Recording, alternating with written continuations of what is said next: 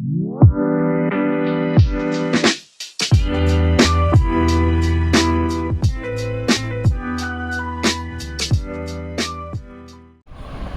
राम बच्चों, welcome back to your channel versatile educator. We were in the middle of cash flow statement. तो अब cash flow statement की अपन बात करते हैं तो हमने देखा था कि 3 एक्टिविटी होती है मोटा मोटी बिजनेस की। कौन सी 3 एक्टिविटी थी? पहली ऑपरेटिंग एक्टिविटी, दूसरी इन्वेस्टिंग एक्टिविटी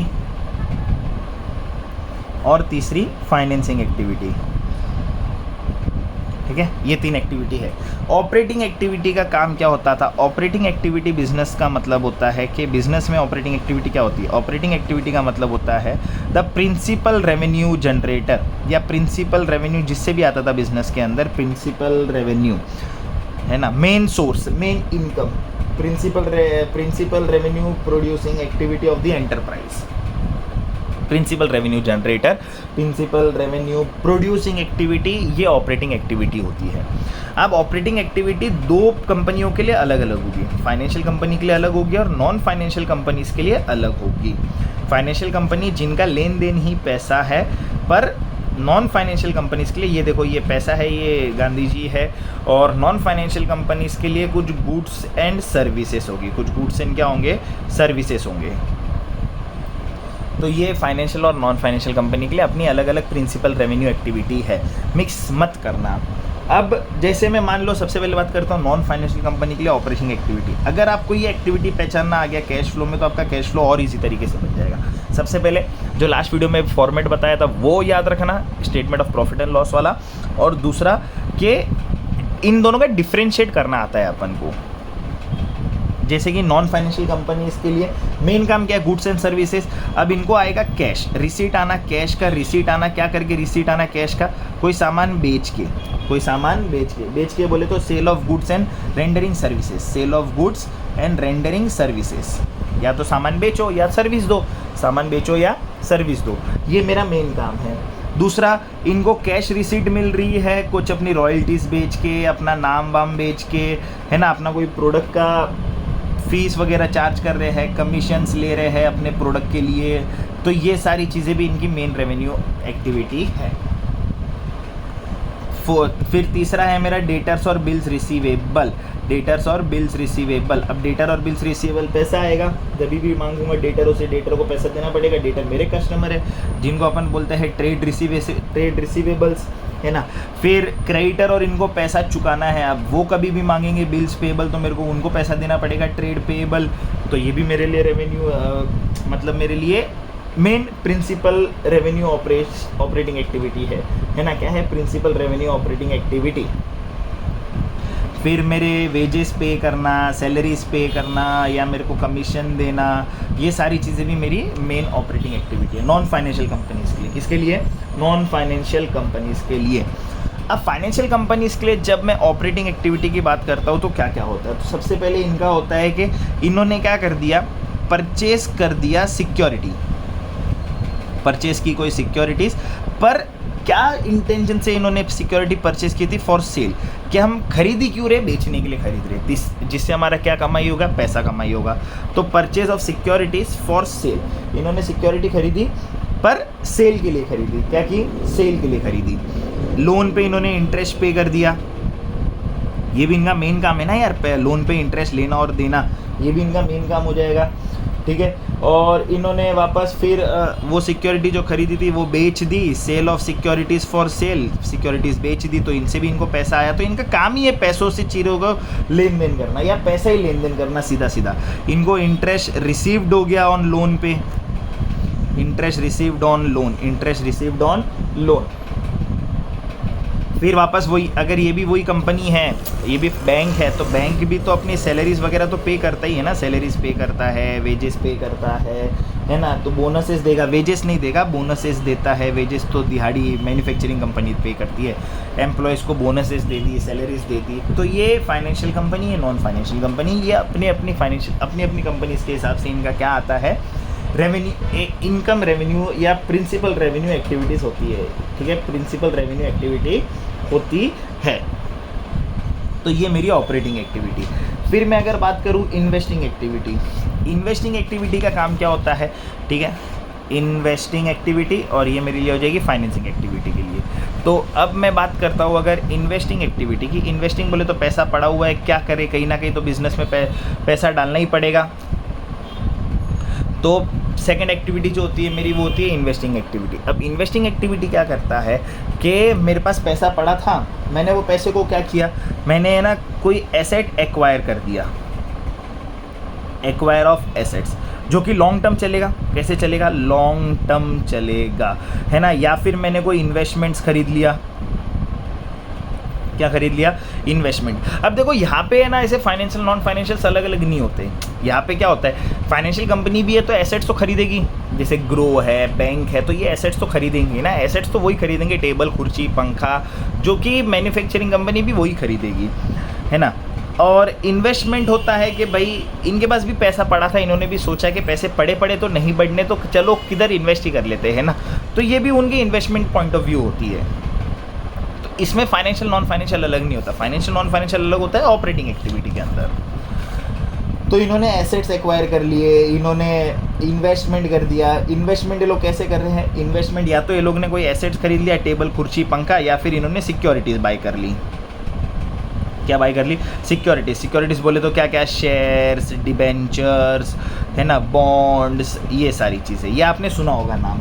तो ये है मेरा इन्वेस्टिंग एक्टिविटी, ये मेरी क्या है, इन्वेस्टिंग एक्टिविटीज़। या फिर कोई पार्टी वगैरह आई और इन्होंने पैसा दे दिया, लोन दे दिया, तो इनका काम वो नहीं था पर इन्होंने लोन दे दिया, ठीक है, इन्होंने लोन दे दिया, तो वो मेरा काम वो नहीं है पर मैंने लोन दे दिया, तो मैं उसको बोल दूंगा कि चलो यार इन्वेस्टिंग एक्टिविटी है, लोन दे देते हैं अपन, लोन एडवांस कर देते हैं। लोन दे रहा हूँ मैं, लोन ले नहीं रहा हूँ, मैं लोन दे रहा हूँ, लोन एडवांस कर रहा हूँ, तो मेरे लिए इन्वेस्टिंग है ना। मैंने लोन दिया है किसी को, लोन अगर लेता तो फाइनेंसिंग हो जाता, लोन टेकन तो फाइनेंसिंग होता है, क्योंकि मैं फाइनेंस ले रहा हूँ किसी से, मैंने लोन लिया है किसी से।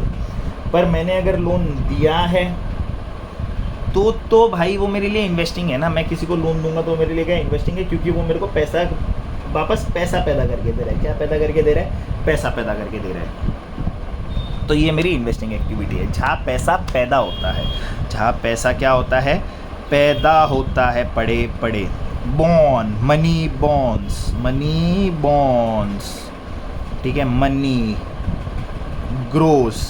देखो मनी के छोटे छोटे मनी पैदा हो गए, पैसों से पैसा बढ़ता है, पैसों से क्या बढ़ता है, पैसा। फिर आते हैं मेरी तीसरी एक्टिविटी, फाइनेंसिंग एक्टिविटी। अब फाइनेंसिंग एक्टिविटी का काम क्या है कि जिससे मेरे शेयर कैपिटल पे फ़र्क पड़े। किस पे फ़र्क पड़े, शेयर कैपिटल पे फ़र्क पड़े। शेयर कैपिटल बोले तो मेरी ओनरशिप पे फ़र्क पड़े, हिस्सेदारी में फ़र्क पड़े, है ना, ओनरशिप, हिस्सेदारी में, वो मेरी फाइनेंसिंग एक्टिविटी है, वो मेरी क्या है, फाइनेंसिंग एक्टिविटी है। तो which results in change in size and composition of owners capital, जिससे ओनर्स कैपिटल पे फ़र्क पड़ेगा। किस पे फ़र्क पड़ेगा, ओनर्स कैपिटल पे फ़र्क पड़ेगा। तो जैसे कि क्या, इशू ऑफ शेयर। अब अगर मैं शेयर इशू करता हूँ तो पैसा आएगा, तो फाइनेंसिंग एक्टिविटी है। इशू ऑफ प्रीफरेंस शेयर्स, इसमें भी मैंने इशू किया तो मेरे को पैसा चाहिए, तो मैंने प्रीफरेंस शेयर इशू किया।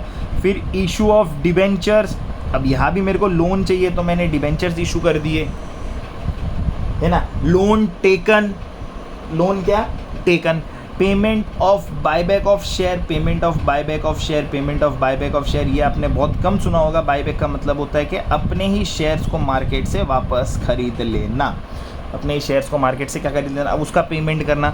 अब ये सारी चीज़ें किस में आती है, मेरी फाइनेंसिंग एक्टिविटीज़ में आती है। Issue of shares, issue of preference shares, issue of debentures, loan taken, है ना। फिर ये सारी चीज़ें, इंटरेस्ट ऑन डिबेंचर्स पे करना, interest on debentures paid, paid की बात हो रही है, मिलना तो इन्वेस्टिंग हो जाएगा क्योंकि मैंने इन्वेस्ट किया था। यहाँ पे पेमेंट की बात हो रही है, किसकी बात हो रही है, पेमेंट की बात हो रही है। Payment of interest on debentures, payment of interest on loan, ये सब payment of interest on loan, payment of interest on debentures is an financing activity. पर अगर यही बात करूँ कि मेरे को रिसीव्ड हो रहा है, ठीक है, रिसीव्ड, क्या रिसीव्ड हुआ, इंटरेस्ट ऑन लोन। क्यों रिसीव्ड हुआ, क्योंकि मैंने पैसा लोन पे दिया था तो मेरे लिए इन्वेस्टमेंट है। Interest on debenture, received, debenture मैंने किसी कंपनी के खरीदे थे, वहाँ से मेरे को पैसा आ रहा है, that's an interest on debenture received. मतलब रिसीव्ड है तो इन्वेस्टिंग, पेमेंट है तो फाइनेंसिंग। तो ये कैश फ्लो की 3 एक्टिविटी, क्या क्या एक्टिविटी? ऑपरेटिंग एक्टिविटी में 2 चीज़ है, financial company, non financial company. और इन्वेस्टिंग एक्टिविटी में ऐसा कुछ भी नहीं है, और फाइनेंसिंग एक्टिविटी में ऐसा कुछ भी नहीं है, क्योंकि ये दोनों का अपना अपना ये है कि इसमें कोई फाइनेंशियल नॉन फाइनेंशियल्स नहीं होते। इसमें पूरा ही वही है कि जो नॉर्मल सिनेरियोज़ में हो रहे हैं वही हो रहे हैं। तो ये मेरे ऑपरेटिंग एक्टिविटी, ये मेरी नॉन ऑपरेटिंग एक्टिविटी, और ये सारी चीज़ें होती है, ठीक है।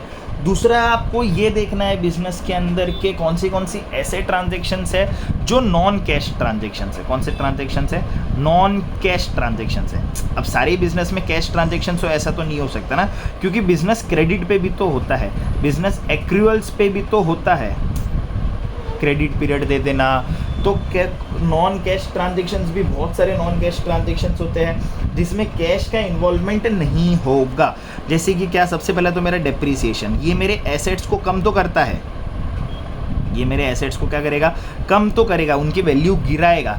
पर इसके वैल्यू गिराने से मेरा कभी भी पैसा बाहर नहीं जा रहा है। जैसे मान लो कि ये पेन है, अब मैंने ये यूज़ किया, इसकी वैल्यू गिरी, इसका ढक्कन ही नहीं है तो इसकी वैल्यू गिर गई, पर इसके लिए मेरे को कोई पैसा साइड में छोड़ना पड़ा? नहीं छोड़ना पड़ेगा। जैसे ये कोई एक बॉक्स है कुछ रखने के लिए, अब ये मैंने ख़रीद लिया, अब ये मैंने मान लो 100 रुपये में ख़रीदा, इसका मैंने थैली फाड़ दिया, कवर ओपन कर दिया, सब कुछ कर दिया। अब अगर मैं इसको बेचने जाऊँगा तो क्या मैंने जितने में ख़रीदा उतना पैसा मिलेगा? मेरे को नहीं मिलेगा इसका, क्योंकि इसकी वैल्यू गिर चुकी है। यूज़ किया हुआ चीज़ है ना, यूज़ किया हुआ चीज़ है। पर क्या ऐसा हुआ कि उसको यूज़ करने पर उसकी वैल्यू गिरी तो मैंने पैसा साइड में छोड़ा? नहीं, मैं पैसा साइड में नहीं छोड़ता। तो पहला होता है डेप्रिसिएशन। पहला क्या होता है? डेप्रिसिएशन, जो कि नॉन कैश होता है। दूसरा, मैंने शेयर इशू किए, मैंने डिबेंचर इशू किए, पर उसके लिए मैंने पैसे नहीं लिए, अदर देन कैश किया। अदर देन कैश क्या किया? अदर देन कैश, इसके लिए मैंने कैश नहीं लिया, तो ये भी तो नॉन कैश ट्रांजेक्शन है। क्योंकि शेयर इशू करने पर तो मेरे को क्या आना चाहिए? शेयर इशू करने पर मेरे को पैसा आना चाहिए, क्योंकि ओनरशिप पे फ़र्क पड़ेगा, तो फाइनेंसिंग एक्टिविटी होगा। तो यहाँ पे कैश नहीं आया, ये नॉन कैश ट्रांजेक्शन्स। ये क्या है? Non cash transactions. तो मेरे को इतनी ये छोटी मोटी चीज़ें जो मेरे को याद रखनी पड़ती है, अगर ये मेरे को छोटी मोटी चीज़ें याद है तो मेरा कैश फ्लो बहुत इजीली हो जाता है। मेरे को टेंशन लेने की ज़रूरत ही नहीं है, मेरे को टेंशन लेने की ज़रूरत ही नहीं है। अब जब आप बुक में देखोगे तो देखो, बुक में ऐसा कुछ चार्ट बना हुआ है। तो classification of business activities as पर accounting standard 3, accounting standard 3, accounting standard rules and regulation, sets of rules and regulations के आपको कैश फ्लो स्टेटमेंट कैसे प्रिपेयर करना है। तो ये आपको बताएगा inflow and outflow, operating, investing और फाइनेंसिंग। अब ऑपरेटिंग के 2 पार्ट, एक तो इनफ्लो होगा और आउटफ्लो होगा, पैसा आएगा या पैसा जाएगा। इन्वेस्टिंग में भी या तो पैसा आएगा या पैसा जाएगा, फाइनेंसिंग में भी पैसा आएगा और पैसा जाएगा, है ना। तो देखो, नॉन फाइनेंशियल कंपनीज में पैसा कहाँ से आता है? सेल्स कर दिया, ट्रेड रिसीवेबल आ गया, रॉयल्टी फी मिल गई, इनकम टैक्स रिफंड हो गया। पर नॉन फाइनेंशियल कंपनीज का आउटफ्लो क्या क्या है? परचेज किया तो बाहर गया, पेएबल को पैसा दिया, ऑपरेटिंग एक्सपेंस दे दिया, वेजेस दे दिया, इनकम टैक्स पे कर दिया, है ना। तो ये अनलेस आइडेंटिफाइड है विथ इन्वेस्टिंग और फाइनेंसिंग एक्टिविटी, क्योंकि इन्वेस्टिंग और फाइनेंसिंग पे तो टीडीएस कटता है, वो तो सोर्स पे कट जाता है। तो आपको वैसा कुछ टर्म यूज़ होएगा जो आपको बोलेंगे कि ये इन्वेस्टिंग का टैक्स है, ये फाइनेंसिंग का टैक्स है, तो आपको ये पर्टिकुलरली उस पर्टिकुलर जगह पे ही बताना है, आप अलग से नहीं बता सकते इसे। तो ये वो ऑपरेशन में नहीं आएगा, तब वो उस पर्टिकुलर एक्टिविटी में ही आएगा। फाइनेंस कंपनी के लिए ऑपरेशंस क्या हो जाती है? Receipts of interest and dividends, proceed from sale of securities held for sale, brokerage receive by stock broker. और आउटफ्लो क्या क्या हो जाएंगे? Payment of interest, payment of purchase of securities, ये फाइनेंशियल कंपनीज के लिए ऑपरेटिंग एक्टिविटी। भाई जब इन्वेस्टिंग की बात करता हूँ तो इनफ्लो और आउटफ्लो। इन्वेस्टिंग में एसेट्स बेचा तो पैसा आया, एसेट्स खरीदा तो पैसा गया। सेल ऑफ इन्वेस्टमेंट, कोई इन्वेस्टमेंट बेचे तो पैसे आएंगे, कोई इन्वेस्टमेंट खरीदे तो पैसा जाएगा। इन्वेस्टमेंट पे इंटरेस्ट मिला तो पैसा आएगा, इन्वेस्टमेंट पे इंटरेस्ट गया तो वो तो बाद में की बात है भाई, वो इधर नहीं आएगा, है ना। तो इनकम टैक्स पेड आ जाएगा अगर वो इन्वेस्टिंग से रिलेटेड है। तो देखो, इंटरेस्ट रिसीव, डिविडेंड रिसीव्ड होना सब इन्वेस्टिंग है, पे करना इन्वेस्टिंग नहीं है। पे करना क्या होएगा? पे करने वाली चीज़ें जो भी होती है, पे करने वाली चीज़ें सारी आउटफ्लो में जाएगी, मतलब फाइनेंसिंग में जाएगी। तो इंटरेस्ट मिलना, डिविडेंड मिलना, रेंट मिलना, प्रॉपर्टी को इन्वेस्टमेंट की तरह लेना, वो सब इन्वेस्टिंग एक्टिविटी है। पर अगर मैं बात करूँ इंटरेस्ट देना, डिविडेंड देना, तो ये सब फाइनेंसिंग एक्टिविटी का कैश फ्लो है। क्यों इंटरेस्ट दूंगा? क्योंकि मैंने लोन लिया है, मैंने फाइनेंस लिया है। मैंने क्या लिया है? फाइनेंस। यहाँ पे इनफ्लो क्या होएगा, शेयर इशू करेंगे तो पैसा आएगा, डिबेंचर इशू करेंगे तो पैसा आएगा, लॉन्ग टर्म बोरोविंग्स मतलब लोन लिया तो पैसा आया, बैंक ओवरड्राफ्ट ले लिया, बैंक के पास गया और बोला कि भाई मेरे को ओवरड्राफ्ट दे दे, मेरे ड्राफ्ट से ओवर पैसा दे दे मेरे को, तो बैंक बोलेगा ले लो यार सर, आपके लिए तो है, हम बहुत अच्छा होता है ना, बैंक पैसा कमाता है पैसा।